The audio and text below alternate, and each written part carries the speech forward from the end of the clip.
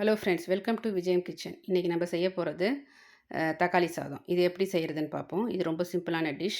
இது செய்கிறதும் ரொம்ப ஈஸி. வேண்டிய சாமான்களும் ரொம்ப ஈஸியான சாமான்கள் தான். வெங்காயம், பச்சை மிளகா, வெள்ளை பூண்டு, தக்காளி இதை மட்டும் எடுத்து வச்சுக்கோங்க. பாத்திரத்தில் வந்து பட்டை, லவங்கம், ஏலக்காய் போட்டு வதக்கிக்கோங்க. பிரியாணி இலையும் போட்டுக்கோங்க. அது கூட வந்து வெங்காயம், பச்சை மிளகா, வெள்ளை பூண்டை போட்டு முதல்ல நல்லா ஒரு பாதி வேக்காடு வர வரைக்கும் வதக்கிட்டு, அதுக்கப்புறமேட்டா தக்காளியை போட்டு நல்லா வதக்குங்க. இது நல்லா குழவா வதங்கி வரக்குள்ள கொஞ்சம் அரைச்சி வச்ச தக்காளியும் கொஞ்சம் ஊற்றிக்கோங்க. அப்போ அரைச்சி வச்ச தக்காளி கொஞ்சம் ஊற்றினீங்கன்னா இன்னும் நல்லா சாதத்தில் நல்லாயிருக்கும். கூட உப்பும் மஞ்சத்தூளும் போட்டுக்கோங்க. இது நல்லா குழவா வெந்து வரணும். நல்லா சாதா குழம்பு மாதிரி வந்த அப்புறம் ஒரு ஒரு டம்ளர் அரிசிக்கு 1.5 டம்ளர் தண்ணி வைக்கணும். கரம் மசாலா தூள் கொஞ்சம் போட்டுக்கோங்க. அரிசியை முதல்ல கழுவி ஊற வச்சுக்கோங்க. ஊற வச்சுட்டு ஊற வச்சுக்கோங்க.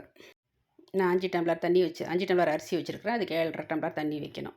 தண்ணி வச்சுட்டு மூடிடுங்க. அது நல்லா கொதிக்கணும். கொதிச்ச கொஞ்சம் எலுமிச்சம்பழம் ஊற்றிக்கோங்க. எலுமிச்சம்பழம் ஊற்றினோடனே நல்லா தண்ணி கொதித்த உடனே அரிசியை வந்து போட்டுருங்க. அரிசியை போட்டுட்டு தட்டை போட்டு மூடி வச்சுடுங்க.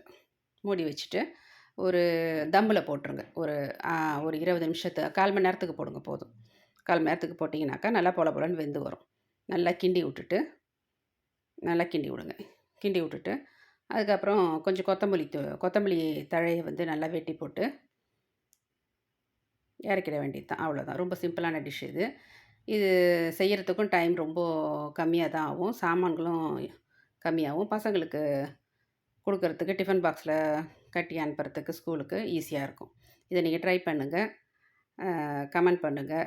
ஷேர் பண்ணுங்கள் எப்படி இருக்குதுன்ட்டு. தேங்க்யூ.